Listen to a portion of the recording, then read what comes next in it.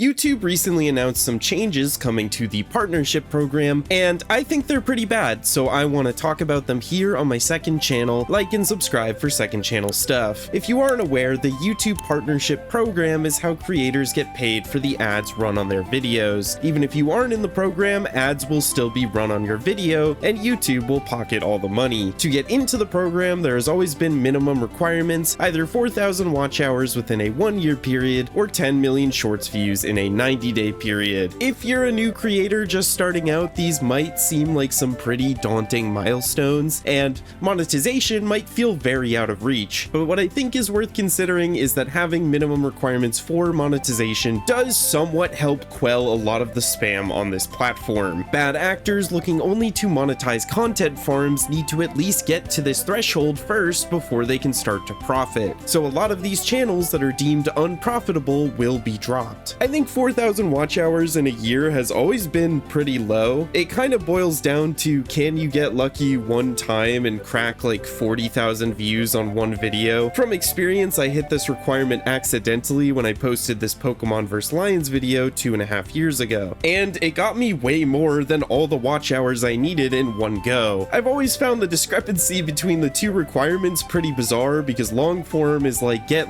one somewhat lucky video in a year versus shorts requiring you to be consistently successful for 90 days. If you're uploading shorts daily, you need to average over 110,000 views per short to make this threshold. It's not impossible by any means, but we're talking about the bare minimum here. For reference, 40,000 long form views could probably equate to making $100 to $200 with a time limit of 1 year, while 10 million shorts views could easily equate to over $1,000 in a quarter of the time. Now, the new changes double both the minimum requirements while leaving the window the same. Suddenly, in 2027, you're gonna need 8,000 watch hours in a year and 20 million shorts views in 90 days. The main idea, or at least the one they'd like to present behind this change, is most likely to try to stop content farms even more, making the time investment of getting a profitable channel higher would theoretically dissuade content farms from making as many channels as they currently do. But the problem is that this puts up more barriers for real creators than it does for content farms. A genuine creator who puts time and effort into every video, does their own editing, scripting, thumbnails, slowly learning and figuring things out, trying to reach the monetization over the course of a year. Let's say they fall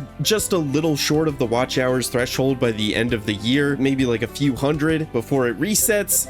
Those are the creators getting affected. Content farm slop channels' output is not really a factor for them. They will AI generate as much garbage as they need in order to make money. And this isn't even beginning to touch on YouTube Shorts. I will say again that hitting the long form requirement is so much easier than the short form requirement. If you are a new creator in 2027 trying to monetize your content on YouTube Shorts, you would need to upload daily for 90 days and average over 220,000 views per short, just to qualify to start getting paid. This metric is genuinely absurd. Let's just say it takes roughly 80,000 long form views to get 8,000 watch hours. Depending on your niche, let's say that makes you around $300 to $400. You could probably argue in this case that the hypothetical creator missing out on monetization through long form wouldn't be making that much money anyways if it takes them 1 year to get that many views. Would it be nice to make a couple extra $100 every year? Absolutely, but they're not missing out on a substantial income stream by not being partnered. But 20 million shorts views, based on extrapolating numbers that I've seen in my own shorts analytics, could easily be over $2,500 in a 90-day period. Like,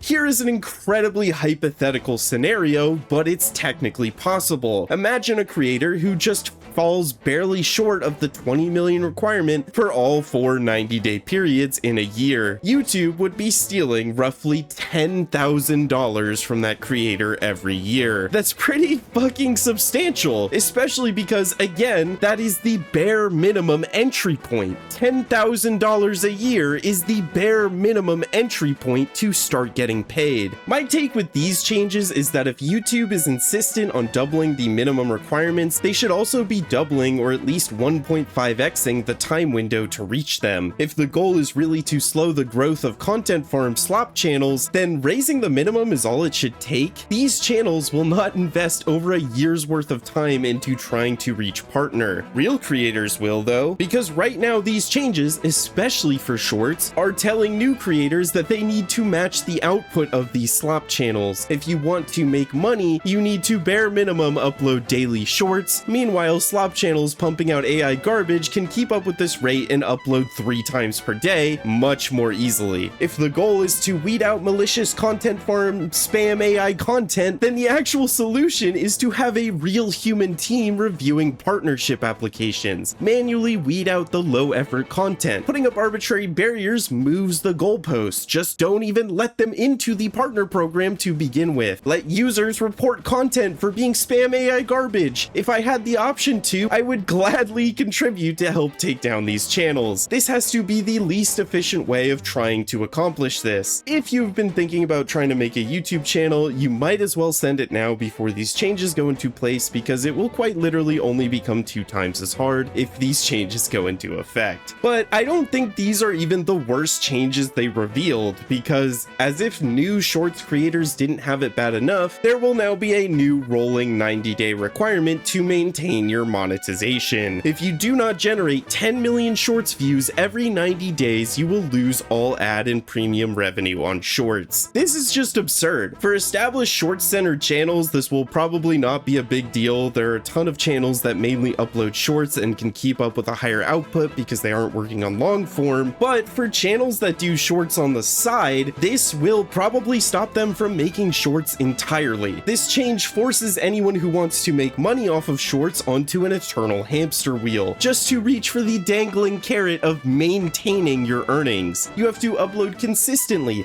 You can't take breaks. Every 90 days, you need to average over 110,000 shorts views a day. Despite what YouTube has claimed in interviews, 10 million shorts views in 90 days is not insignificant money. It is easily more than $1,000 per quarter. Another big change is that now there is a minimum threshold to maintain revenue share for shorts. You have to get 10 million views every 90 days. Why make that change, and why 10 million? It goes back to one of the central principles around these adjustments is we want to make sure that the earnings you get from YPP are meaningful, that allow you to invest and build your business. And we had a case where if you had only a few thousand views, you might have a few cents for that month. And instead, we'd like to design the program in a way where it rewards creators who are leaned in, who are driving views and engagement. This interview pisses me off so much because he says, yeah, some creators make a few thousand views a month and get paid cents. So we wanted to design the platform so that creators need to earn a minimum of $5,000 a year on shorts to make any money. How is $5,000 a year not substantial money to help build a business? For creators that don't go all in on shorts or create part-time, how is losing $5,000 of their income a year not meaningful? Why is 10 million the threshold you chose?